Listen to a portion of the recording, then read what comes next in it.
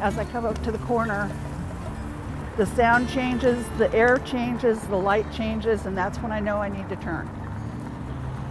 Even if I can see the light, I still wait for that traffic sound because I can't see if the car is coming. This gives me a tactile.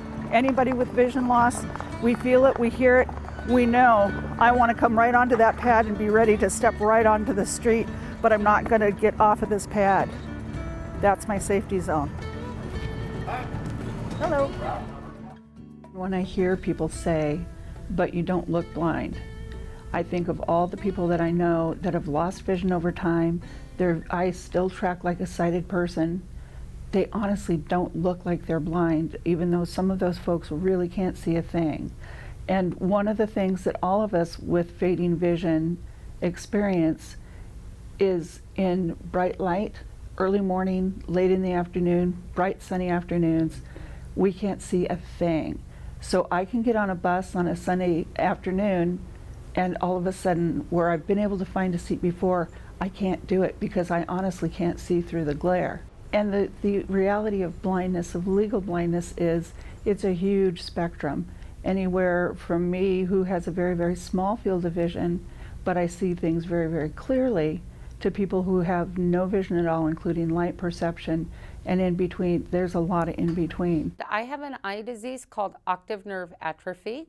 I have been blind since I was 3. I had retinoblastoma when I was little, which is a genetic form of cancer.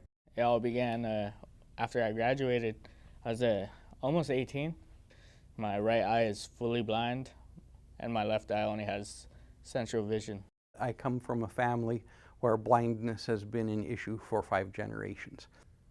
At age 50, I had 20/20 vision with glasses. At age 52, I was totally blind in one eye and way beyond legally blind in the other eye. It just amazes me. I think people are afraid to approach us because of our disabilities. And the kid jumped up and ran out of the bus shelter and then looked perplexed, I could tell. And I told him, it's okay, kid, it's not like it's catching. So, and then we started a conversation, and he seemed reassured that blind folks are regular folks. When somebody calls, has a question, we don't say, well, let's see, are you legally blind? Are you eligible? We're just there to help. Blind Skills is an organization that helps provide very valuable training and guidance to those who have sight issues. And so they contacted us with the idea that perhaps we can improve communication, talk about some of the things that sight-impaired individuals have to deal with and have to try to overcome, and seek ways in which we as an organization can help them along those lines. So it's a way of improving communication and a way of increasing our ability to provide a good customer service. One of the problems that blind people have all the time is that we're just this far away from being lost. And you think, well, this is stupid. I shouldn't be lost. I should know where I'm at. But it's that momentary lapse when you forget to count blocks or forget to count steps. And for some people, it can cause great anxiety, and that creates a feedback loop. So you have the anxiety, and then you can't focus enough to differentiate the sounds and where they're coming from, and then that makes you more anxious. And so, you know, sometimes it can be easier to say, I don't really want to do that. This is just something I avoid. I wish that the drivers were just enlightened about us.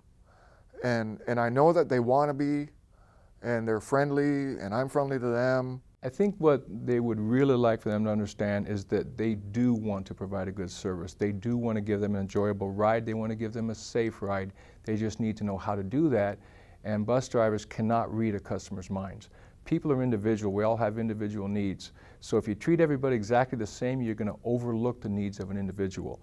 So the more that somebody's willing to communicate with them what their needs are, the better opportunity we have to provide that service. So the key is education. The key is making your needs known. People can't read your minds. So the fact that they're out and they're living and they're not letting it be a disability is incredible. You got to give them kudos. It's incredible what they're doing. We just need to do our part to make sure that they're able to enjoy that to the fullest. We've got the same experiences, the same outlooks, the same hopes. Just have to, well, it's like a handicap on a horse race.